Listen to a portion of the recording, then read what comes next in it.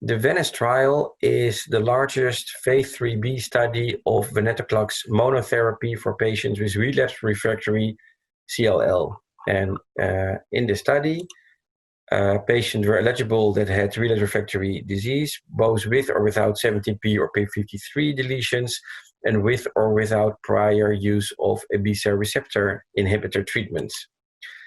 In the trial, we had 191 patients who were BCR inhibitor naive, and a total of almost 260 patients, 258 patients in the trial.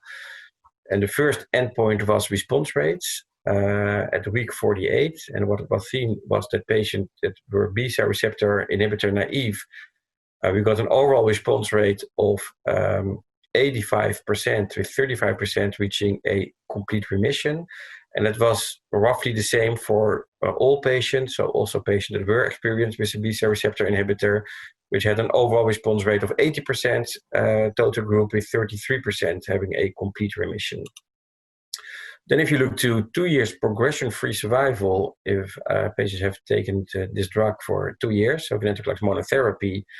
we see, I think, pretty well good results, where you see that the 2 years progression-free survival estimate is 79.4% for the B-cell receptor inhibitor naive patients and 77% for all patients.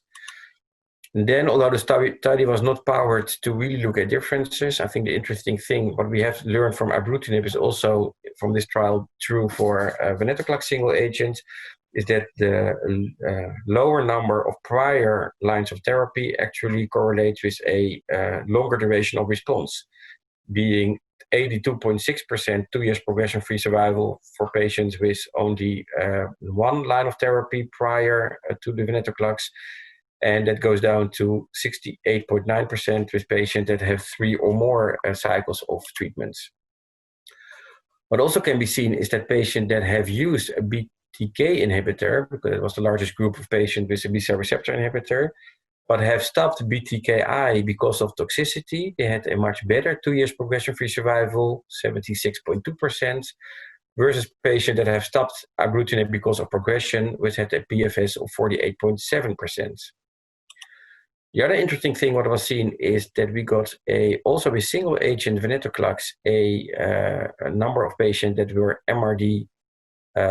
undetectable, which was 26% for patients with B-cell receptor naive treatments, and 25% also for patients with B-cell receptor experienced treatment before at 24 weeks, and that slowly went up to approximately 36 and 33%.